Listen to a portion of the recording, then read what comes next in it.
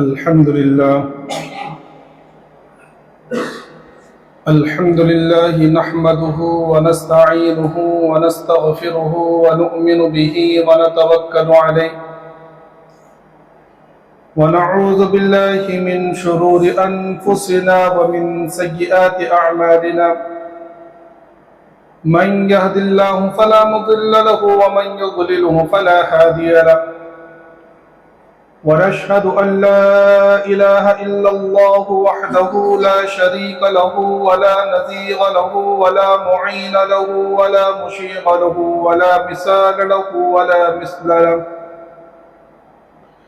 ونشهد أن سيدنا وسندنا وشفيعنا وحبيبنا ومولانا محمدا عبده ورسوله أما بعد فقد قال الله تبارك وتعالى في القرآن المجيد والفرقان الحميد فأعوذ بالله من الشيطان الرجيم بسم الله الرحمن الرحيم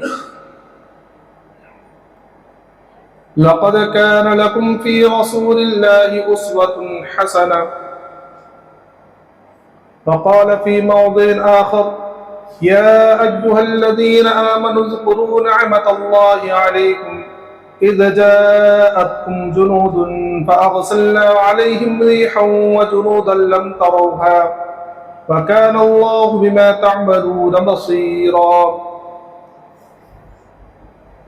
صدق اللہ العظیم۔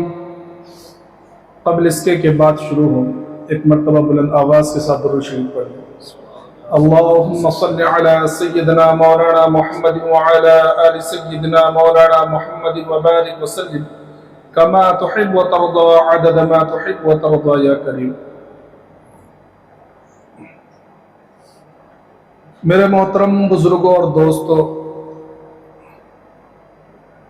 آقائے مدنی محمد عربی صلی اللہ علیہ وسلم کی سیرت کا سلسلہ چل رہا ہے، اور تقریباً میں ہر جمعہ یا ایک دو جمعہ چھوڑ کر یہ بات کہہ رہا ہوں کہ سیرت نبوی کو بیان کرنے کا خالص مقصد یہ ہے کہ ہماری زندگیوں کے اندر آقائے مدنی محمد عربی صلی اللہ علیہ وسلم کی زندگی آ جائے، ہم حقیقی اسلام کے ماننے والے بن جائیں، سنتوں پر عمل کرنے والے بن جائیں،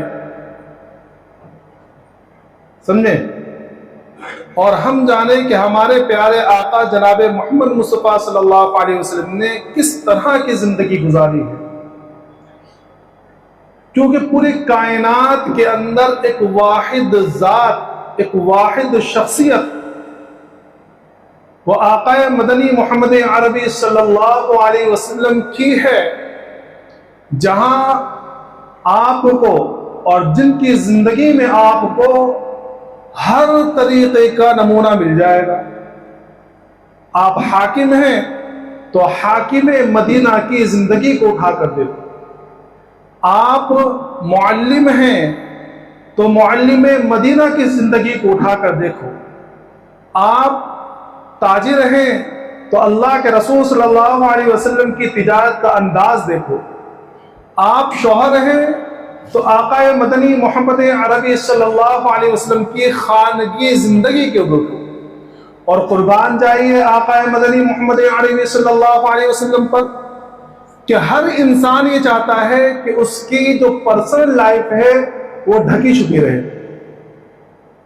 وہ چاہتا ہے کہ اس کے گھر کی بات باہر نہ جائے، لیکن اللہ کے رسول صلی اللہ علیہ وسلم کا اعلان تھا، اور آپ نے اپنی ازواج مطہرات کو یعنی ہماری ماؤں کو یہ کہہ کے رکھا ہوا تھا کہ میری جو خانگی زندگی ہے، جو گھریلو زندگی ہے، جو پرسنل لائف ہے، اس کو دوسروں سے بیان کرنا تاکہ لوگوں کو زندگی گزارنے کا طریقہ معلوم ہو۔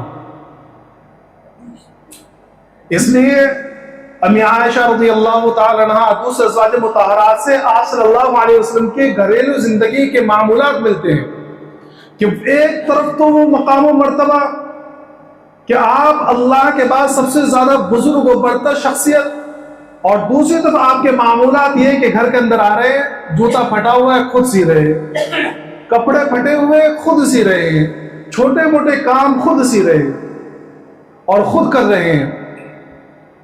اور ایک طرف وہ مقام کہ اللہ کی طرف سے صاف اعلان ہو رہا ہے کہ نبی جی آپ کے اگر بالفرض کوئی گناہ ہو بھی جائے، اول تو کوئی گناہ ہے ہی نہیں، لیکن اگر کبھی بائی چانس کوئی گناہ ہو جائے تو لِيَغْفِرَ لَكَ اللَّهُ مَا تَقَدَّمَ وَمَا تَأَخَّرَ، کہ اللہ تبارک و تعالیٰ کا اعلان ہے کہ آپ کے اگلے پچھلے ساری غلطیاں، سارے گناہ معاف ہیں اگر ہو جائے تو. اونچا مقام.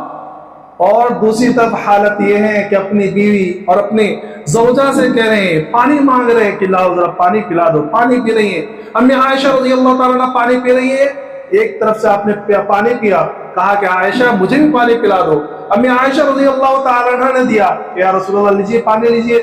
پوچھا عائشہ کہاں سے پانی پیا تم نے؟ فرمایا کہ یا رسول اللہ اس جگہ سے. آپ نے وہیں اپنا ہونٹ لگا لیا اور پانی پی کے نکلایا.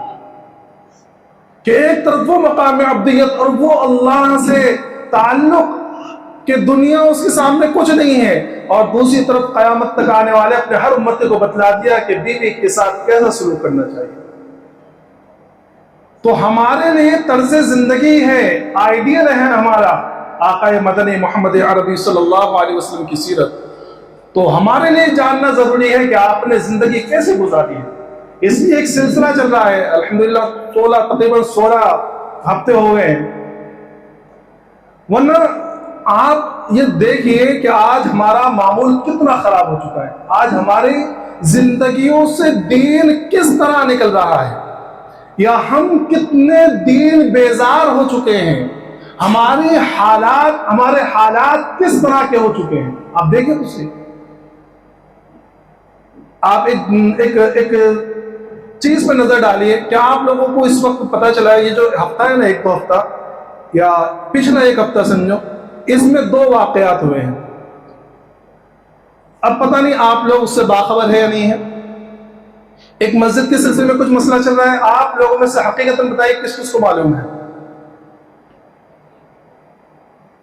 3 4 5.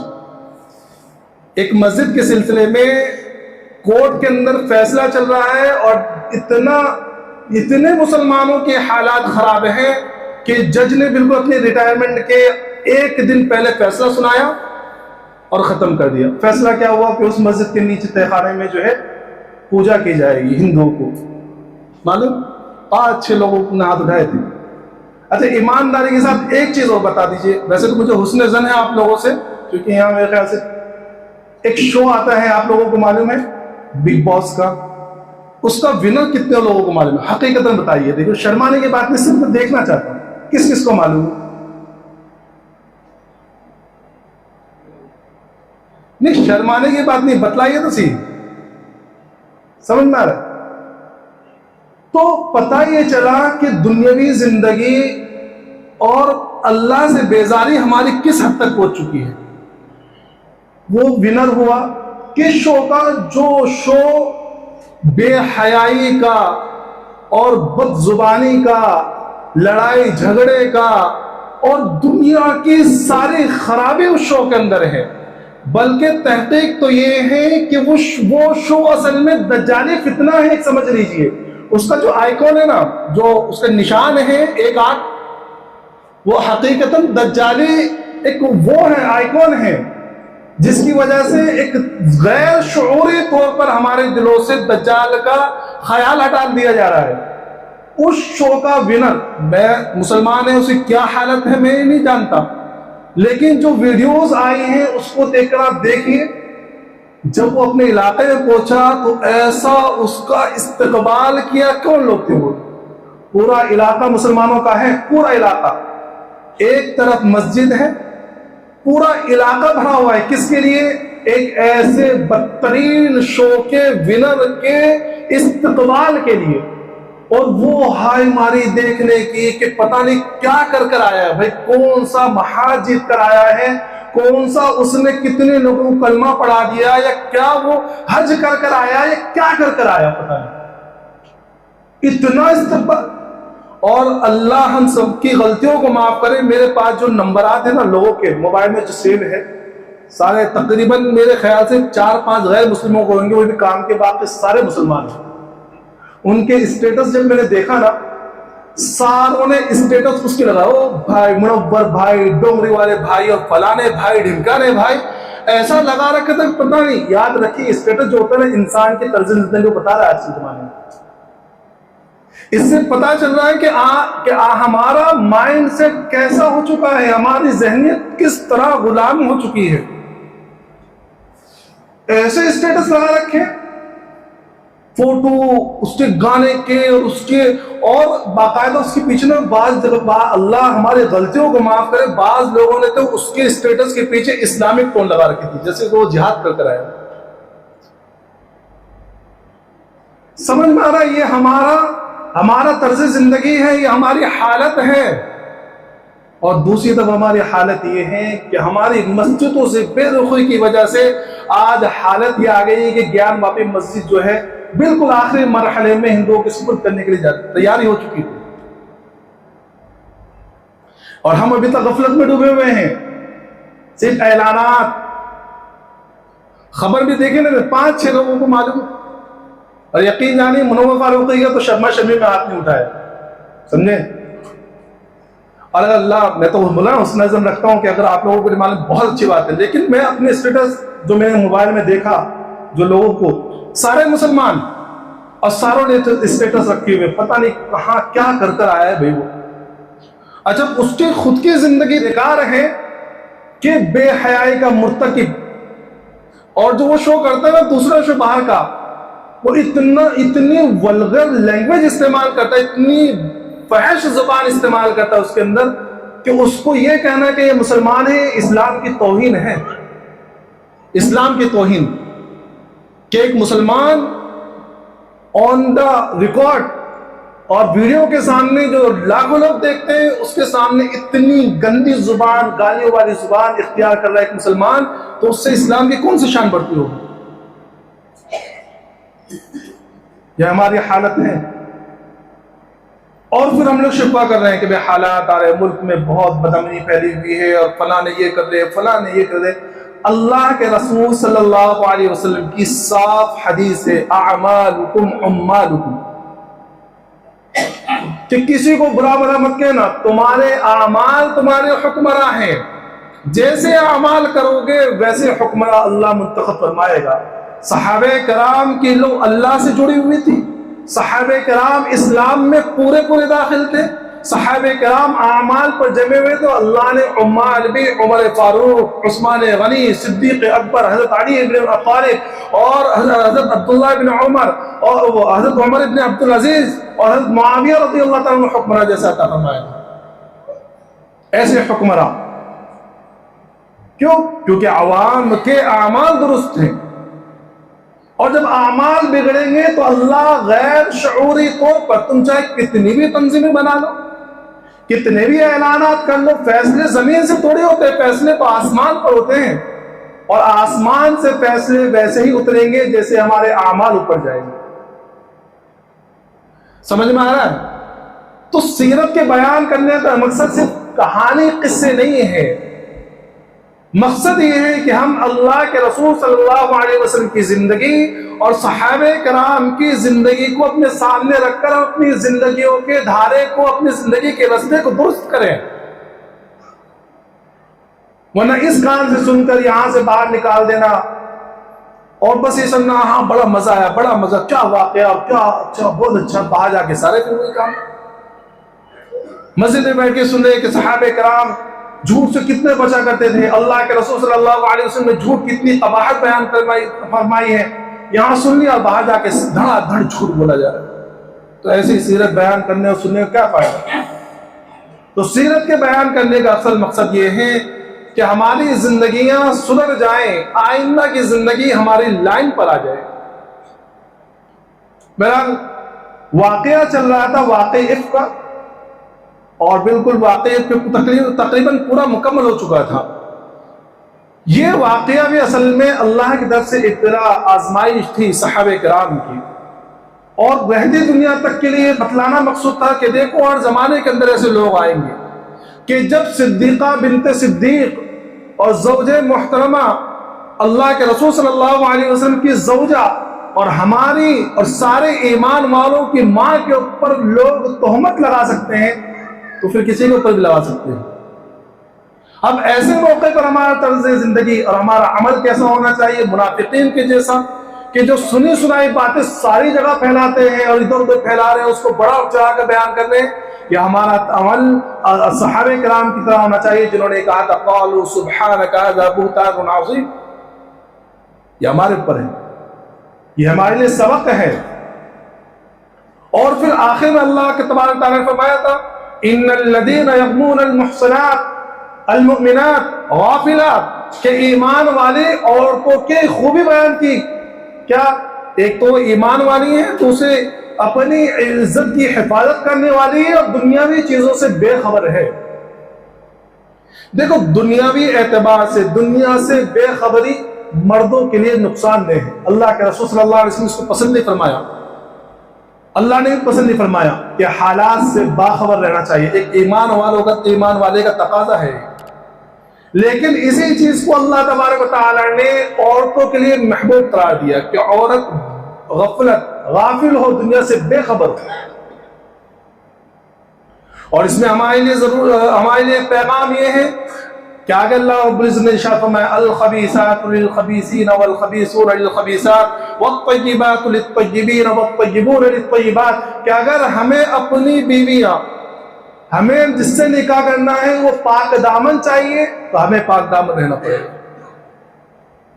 اگر ہمارے گھر کی عورتیں یہ چاہتی ہیں، ہماری بہن بیٹیاں یہ چاہتی ہیں کہ ان کو شوہر پاک دامن ملے، تو ان کے لیے ضروری ہے کہ وہ بھی پاک دامن رہے۔ اور دوسری چیز یہ ہے کہ ایمان والوں کے لیے ہے کہ ایمان والی عورتیں ڈھونڈیں، پاک دامن عورتیں ڈھونڈیں، سمجھے؟ یہ نہ سوچے کہ میں ایسی لاؤں گا کہ پورا محلہ دیکھتا رہے گا، محلے کو دکھانے کے لیے لا رہا ہے۔ اب تو شادیاں بھی ویسے ایسی ہو گئی ہیں کہ شادیاں ایسی ہو گئی کہ پورا محلہ دیکھتا ہے۔ وہ ولیمے میں نکاح کے فوراً بعد لا کر بیوی کو اسٹیج پہ بٹھا دیا جاتا ہے، اب جو بھی کھانا آ رہا ہے وہ دیکھ رہا ہے کہ ہاں یہ بیوی ہے، پورا محلہ دیکھ کے جا رہا ہے۔ تو یہ ہمارے لیے اس واقعے کے اندر سبق ہے۔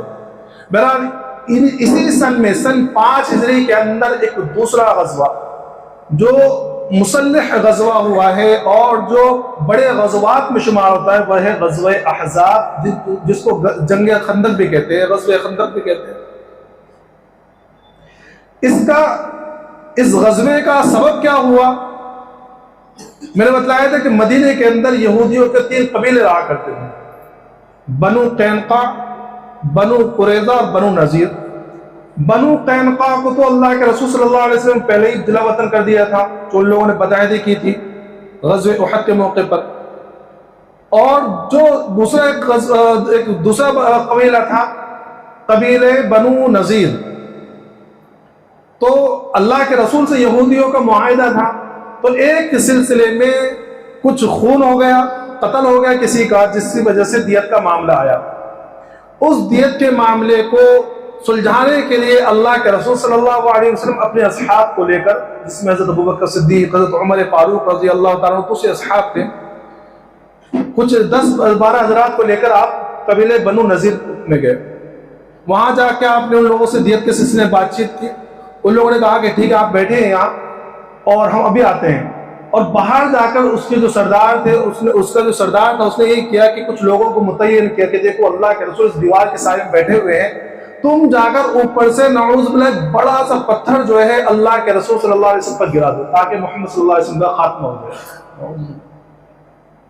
حالانکہ اس میں 1-2 لوگوں نے منع بھی کیا کہ اس طرح مت کرو، یہ نبی ہے، وہ بھی جانتے تھے کہ یہ رسول ہے، نبی ہے، تو کچھ لوگوں نے منع بھی کیا کہ ان کو پتہ چل جائے گا، مت کرو یہ حرکت، لیکن ان کے سردار مانے نہیں۔ ان لوگوں نے کہا کہ نہیں جاؤ۔ اب جیسے وہ لوگ اوپر پہنچے، یہاں اللہ کے رسول صلی اللہ علیہ وسلم کے سامنے جبرائیل علیہ السلام وحی لے کر فوراً آ گئے، اور آپ کو وحی کے ذریعے بتلا دیا گیا۔ تو اللہ کے رسول صلی اللہ علیہ وسلم اس طرح کے جیسے کسی کام کے لیے اچانک کوئی اٹھتا ہے نا، تو ویسے اٹھے اور وہاں سے چلے آئے۔ تو جب وہ اٹھ کے گئے تو کچھ لوگوں نے بتلایا کہ دیکھو یہ اللہ محمد صلی اللہ علیہ وسلم اٹھ کے جا رہے ہیں، لگتا ہے ان کو پتہ چل گیا۔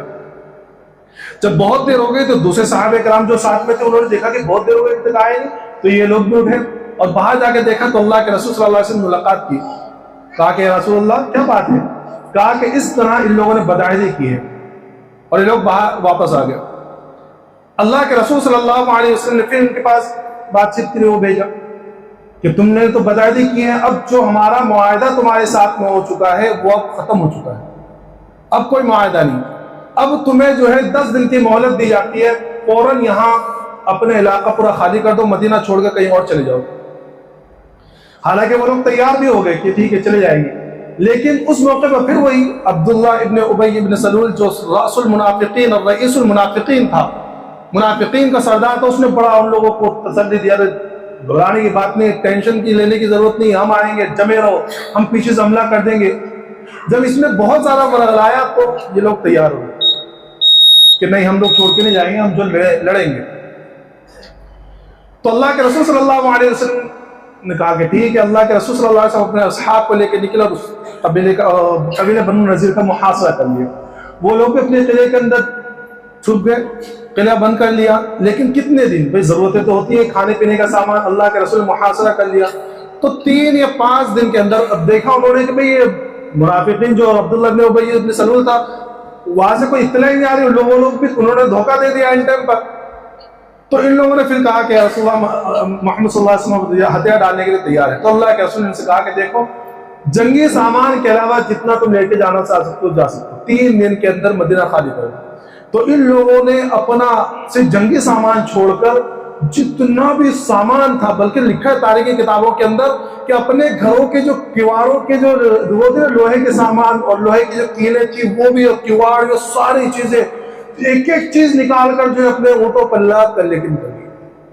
اور سارے جو ہے جا کر جو ان کے سردار تھے حیی ابن اخطب، یہ اور جو دوسرے جو بڑے بڑے لوگ تھے، یہ جا کر جو ہے خیبر میں جا کے رک گئے، اور کچھ لوگ ملک شام چلے گئے. یہ قبیلے بنو نذیر کا مسئلہ تھا. تو اب جو ہے ان کا جو سردار تھا حیی ابن اخطب، ظاہر سی بات ہے وہ خاموش یہودی ہے، خاموش کیسے بیٹھے گا. تو اس نے جو ہے یہ مکہ گیا، یہ سارے سردار مل کے مکہ گئے. کچھ لوگ مل کے قبیلے بنو غطفان کی طرف گئے، کچھ بنو اسلم کی طرف گئے. تو مکہ جا کے ان لوگوں نے کہا کہ دیکھو ہم تمہارے ساتھ دینے کے لیے تیار ہیں، دوسرے بہت سارے قبیلے آ رہے ہیں، آپ جو ہے فیصلہ کن جنگ کرو. تو ابو سفیان رضی اللہ تعالیٰ جو اس وقت تک ایمان نہیں لائے تھے، انہوں نے کہا کہ بہت اچھی بات ہے، ہم نے تو تیاری کر رکھی ہے، کیونکہ 1 سال پہلے آ کے یہ بدر کے موقع پر آئے تھے، لیکن وہاں سے ویسے چلے گئے تھے. تو یہ آئے تو حضرت ابو سفیان نے کہا کہ ٹھیک ہے. اب یہ سارے لوگوں نے جمع ہو کر مدینے کے اوپر حملہ کرنے کی کوشش کی کہ اب مدینے پر حملہ کریں گے. ٹھیک ہے. تو 10,000 کا لشکر لے کے یہ لوگ نکلے، 10,000 کا. اب اللہ کے رسول صلی اللہ علیہ وسلم کو اطلاع مل گئی. اللہ کے رسول صلی اللہ علیہ وسلم نے بتلایا نا کہ صرف واحد شخصیت ایسی اللہ کے رسول کی جو بیک وقت حاکم، صوفی، مرشد اور معلم اور مفسر اور تربیت مربی، ہر چیز بیک وقت. تو اللہ کے رسول صلی اللہ علیہ وسلم کا انتظام جو بڑا بہترین. مخبر نے پہلے اطلاع کر دی کہ ایسے ایسا لشکر آ رہا ہے، اور پوری جماعتیں مل کر غزوہ احزاب اس لیے کہا جاتا ہے، حزب کے معنی آتے ہیں جماعت کے، تو احزاب بہت ساری جماعتیں. تو اس سارے لوگ مل کر آئے. اللہ کے رسول صلی اللہ علیہ وسلم کو اطلاع مل گئی. آپ نے صحابہ کرام سے مشورہ لیا کہ کیا کرنا چاہیے. مختلف رائے آئی. تو اس مشورے کے اندر سلمان فارسی رضی اللہ تعالیٰ عنہ بھی موجود تھے. حضرت سلمان فارسی رضی اللہ تعالیٰ عنہ کا واقعہ میں نے شروع میں ہی سنایا تھا کہ آپ جو ہے بڑے جلیل القدر صحابی، اور صحابہ کرام میں سب سے لمبی عمر ہوئی. ایک روایت 250 سال کی، ایک روایت 350 سال کی. 250 سال پر تو سارے لوگ متفق ہیں، اور ایک طرح سے یہ سمجھیے گھاٹ گھاٹ کا پانی پی کر آئے ہوئے، یعنی مختلف علماء کے ساتھ میں رہ چکے ہیں. جو عیسائی مذہب کے جو صحیح عالم تھے ان کی خدمت میں رہ کر آ چکے. تو انہوں نے مشورہ دیا کہ یا رسول اللہ ایسے موقع پر، کیونکہ ملک فارس کے رہنے والے تھے، ایران کے، تو انہوں نے مشورہ دیا کہ یا رسول اللہ ایسے موقع پر ہم لوگ یہ کرتے تھے کہ ہم لوگ اپنے علاقے میں یا اپنا جہاں جس شہر میں ہم رہتے ہیں اس شہر کے داخلی راستے پر، یا جہاں اگر چاروں طرف سے آنا ہو تو چاروں طرف سے ہم خندق کھود لیتے ہیں. خندق کا مطلب یہ ہوتا ہے کہ ایک نہر جیسی بنا لیتے ہیں، مطلب یہ کہ بہت گہرا اور چوڑا، تاکہ اس زمانے کے اندر کوئی پلین وغیرہ تو تھے نہیں کہ بھئی اوپر سے فضائی حملہ کریں گے، گھوڑے اونٹ اور پیدل ہی لڑائی ہوا کرتی تھی، دو بدو لڑائی کا معاملہ تھا. تو اتنی چوڑی خندق کہ گھوڑے کے ذریعے یا اونٹ کے ذریعے کوئی اس کو پھاند نہ سکے، اور اتنی گہری کہ نیچے سے اتر کر وہ آ نہ سکے. تو اس طرح کی خندق ہم جو کھود لیا کرتے ہیں. تو اللہ کے رسول صلی اللہ علیہ وسلم کو یہ رائے بڑی پسند آئی، اور اسی کے اوپر فیصلہ ہوا کہ انشاءاللہ اسی طرح کیا جائے گا.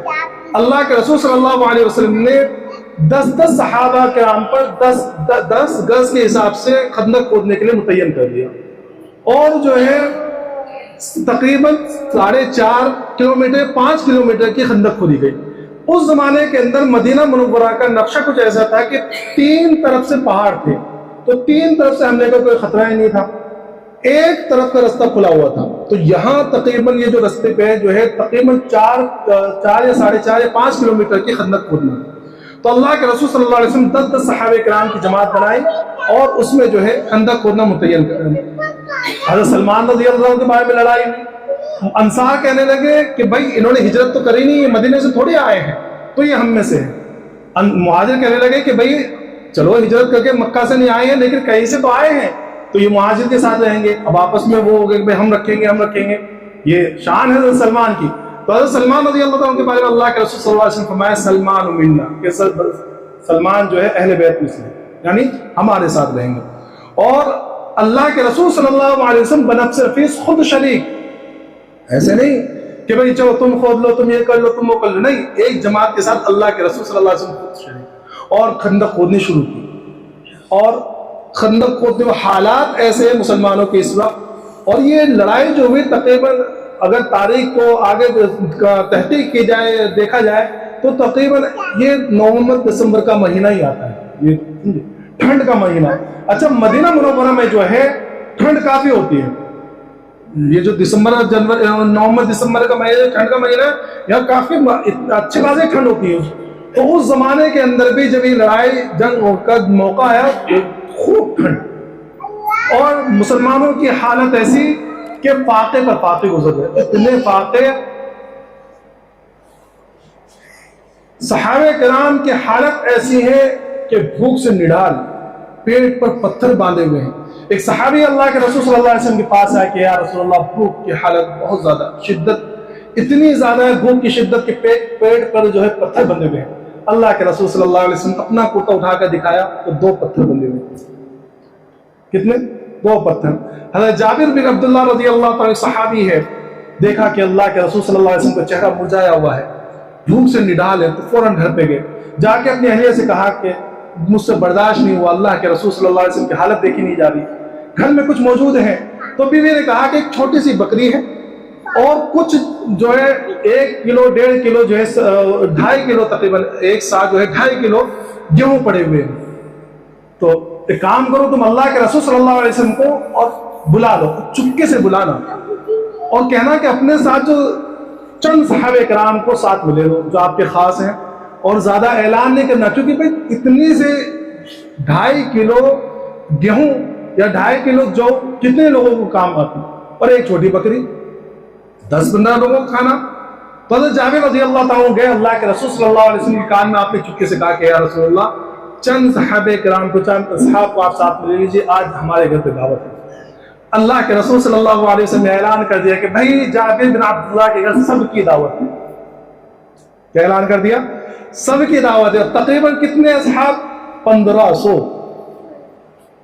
جابر بن عبداللہ رضی اللہ عنہ کاپ گئے کہ بھئی یہ کیا معاملہ ہوگا، 15 لوگوں کا کھانا اور 1500 کی دعوت. اللہ کے رسول صلی اللہ علیہ وسلم نے جابر سے کہا کہ دیکھو جب تک میں نہ آؤں ہانڈی جو ہے اس کا ڈھکن مت اٹھانا، کھولنا نہیں اس کو، اور جو روٹیاں ہیں وہ ڈھک کر رکھنا، گننا نہیں. یہ کہہ کے بھیج دیا. اب جب گھر میں آئے تو ڈرتے ڈرتے بیوی سے کہا، بیوی نے کہا کہ بھئی کیا ہوا ہے، چہرے کا رنگ اڑا ہوا ہے. تو کہنے لگے کہ عجیب معاملہ، ایسی سی بات ہو گئی. تو بیوی نے کہا کہ بھئی اللہ کے رسول نے کہا ہے تو کوئی مسئلہ نہیں، آنے دیجیے. اب جب وہاں آئے ہیں، اب دسترخوان لگایا گیا، اللہ کے رسول صلی اللہ علیہ وسلم خود اتار کے دے رہے ہیں سارے، اور کھائے جا رہے، صحابہ کرام ٹکڑیوں میں آ رہے جا رہے، کھا رہے 1500 صحابہ کرام کا کھانا ختم ہو گیا کھا کر، لیکن ہانڈی میں وہ گوشت اسی طرح سالم رہا اور روٹی اپنی ہی باقی رہی۔ یہ اللہ کے رسول صلی اللہ علیہ وسلم کا معجزہ کہ 10-15 آدمیوں کا کھانا تقریباً 1500 صحابہ کرام نے۔ یہ خندق کھودتے کھودتے جو ہے ایک چٹان آ گئی، اور خندق بھی کھود رہے ہیں، کیا سما ہوگا، کیا منظر ہوگا کہ ایک طرف اللہ کے رسول صلی اللہ علیہ وسلم ساتھ میں ہیں اور صحابہ کرام ساتھ میں ہیں، اور اشعار پڑھ رہے ہیں صحابہ کرام، نحن الذین بایعوا محمدا، کہ ہم وہ لوگ ہیں جنہوں نے محمد صلی اللہ علیہ وسلم سے اس پر بیعت کی ہے کہ جب تک ہم باقی رہیں گے اللہ کے رسول کے ساتھ جہاد کرتے رہیں گے، آپ کے ساتھ رہیں گے۔ اور اللہ کے رسول صلی اللہ علیہ وسلم اشعار پڑھ رہے ہیں، شعر پڑھ رہے ہیں، اللہم لا عیش الا عیش الآخرہ، کہ اللہ عیش تو، آرام اور سکون تو اصل میں آخرت کے سکون، آخرت کی زندگی ہے۔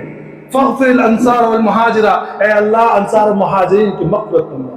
کیا سما ہوگا، کیا وہ ہوگا، اور وہ اس میں خندق کھودی جا رہی ہے۔ یہ خندق کھودتے کھودتے جو ہے ایک بڑی چٹان آ گئی۔ جو وہاں متعین تھے ان لوگوں نے پوری کوشش کر لی، کدال پہ کدال مار رہے ہیں، کدالیں ٹوٹ رہی ہیں، لیکن وہ ٹوٹنے کو تیار نہیں۔ اللہ کے رسول صلی اللہ علیہ وسلم کو اطلاع دی گئی کہ یا رسول اللہ ایسا ایسا مسئلہ ہو۔ اللہ کے رسول صلی اللہ علیہ وسلم تشریف لائے اور آپ نے جو ہے کدال لے کر اس کے اوپر ماری۔ جب پہلی کدال کی پہلی ضرب ماری ہے تو اللہ کے رسول صلی اللہ علیہ وسلم زور سے کہا اللہ اکبر، یہ مجھے، اور وہاں سے جہاں کدال ماری تھی وہاں سے ایک روشنی نکلی، تو اللہ کے رسول صلی اللہ علیہ وسلم نے تکبیر کی، یہ اللہ اکبر، کہ مجھے ملک شام دکھلا دیا گیا کہ ملک شام میری امت کے ہاتھوں فتح ہوگا۔ دوسری کدال ماری تو پھر ایک روشنی، تو اللہ کے رسول صلی اللہ علیہ وسلم پھر کہا اللہ اکبر، یہ مجھے جو ہے ملک یمن دکھلا دیا گیا اور صنعاء کے دروازے میرے سامنے کر دیے گئے۔ تیسری کدال ماری تو آپ نے کہا کہ یہ ملک کے فارس اور ملک کے روم جو ہے مجھے دکھلا دیا گیا اور یہ بھی میری امت کے ہاتھوں فتح ہوگا۔ حالت کیا میں نے بتلا دیا کہ بھوک سے نڈال، کھانے کے لیے کچھ نہیں ہے۔ تو اس موقع پر صحابہ کرام کا اور منافقین کا امتحان۔ صحابہ کرام تو فوراً بھائی بالکل اللہ کے رسول نے کہہ دیا تو کہہ دیا، اور منافقین اور یہودی مذاق اڑانے لگے کہ دیکھو ان لوگوں کی حالت کہ کھانے کے لیے کھانا نہیں ہے، حالت اتنی خراب ہے، باہر جو ہے دشمن آنے والا ہے، اور کہہ رہے کہ ملک شام بولے تو اس وقت کا ملک شام، اس وقت کا ملک شام کا مطلب یہ ہے کہ آج کے زمانے کا فلسطین، اردن اور خود ملک شام، تقریباً آج کے 6 ملک اس کے اندر شامل۔ اور فارس بولے تو یہ سمجھ لیجیے کہ سپر پاور طاقت، آدھی دنیا پر فارس کی حکومت۔ اور ملک یمن اس زمانے کے اعتبار سے بہترین تمدن، تہذیب و تمدن والا ملک، سمجھے، ترقی یافتہ ملک۔ تو ایسے ٹائم پر یہ سوچنا کہ فتح ہوں گے یہ ایک عجیب، لیکن صحابہ کرام کو ایمان تھا، یقین تھا کہ نہیں ہوں گے۔ تو یہاں یہ امتحان تھا کہ کون اللہ کے رسول کی بات پر ایمان رکھتا ہے اور کون اس کا انکار کرتا ہے۔ بہرحال تقریباً 10 یا 6 دنوں کے اندر یہ خندق جو ہے مکمل ہوئی۔ جیسے خندق مکمل ہوئی اور وہاں لشکر آ کر پڑا کافر۔ اب یہ جو خندق کھودی گئی یہ تو پورے عرب کے لیے نئی چیز، ان لوگوں کو بھی نہیں معلوم۔ اب جب آ کے انہوں نے دیکھا تو عجیب منظر کہ داخل ہوں گے کہاں سے، حالانکہ 10,000 کا لشکر کوئی معمولی لشکر نہیں، اس سے پہلے اتنا بڑا لشکر عرب کے اندر کہیں نہیں نکلا تھا، پہلی مرتبہ اتنا بڑا لشکر نکلا 10,000 کا۔ اگر یہ لوگ مدینے میں گھس جاتے اور اللہ کی مدد شامل حال نہ ہوتی تو پتہ نہیں کیا ہوتا۔ تو اللہ کے رسول صلی اللہ علیہ وسلم نے اپنی حکمت عمل یہ کی کہ بچوں کو اور عورتوں کو پیچھے قلعے کے اندر بند کر دیا، وہاں ان لوگوں کو منتقل کر دیا، اور آپ بھی 3,000 کی جمعیت کو لے کر خندق کے اس طرف آگے، اس طرف کافر کفار کا لشکر اور اس طرف اللہ کے رسول صلی اللہ علیہ وسلم اپنے 3,000 اصحاب کو لے کر آگے کے واقعات انشاءاللہ آئندہ جمعے بیان کیے جائیں گے۔ یہ غزوہ خندق اور غزوہ احزاب ہے جو بہت بڑا غزوہ ہے، جس کی فضیلت یہ ہے اور جس کے بارے میں یہ کہ اللہ کے رسول صلی اللہ علیہ وسلم اس غزوے کے بعد میں یہ فرمایا تھا کہ آج کے بعد کفار ہمارے اوپر حملہ نہیں کر سکتے، اب ہم ان کے اوپر حملہ کریں گے، اور ایسے ہی ہوا۔ اللہ تبارک و تعالیٰ تمام کو آقا مدنی محمد عربی صلی اللہ علیہ وسلم کی سیرت پر عمل کرنے کی توفیق عطا فرمائے۔ آخر دعوانا الحمدللہ رب العالمین۔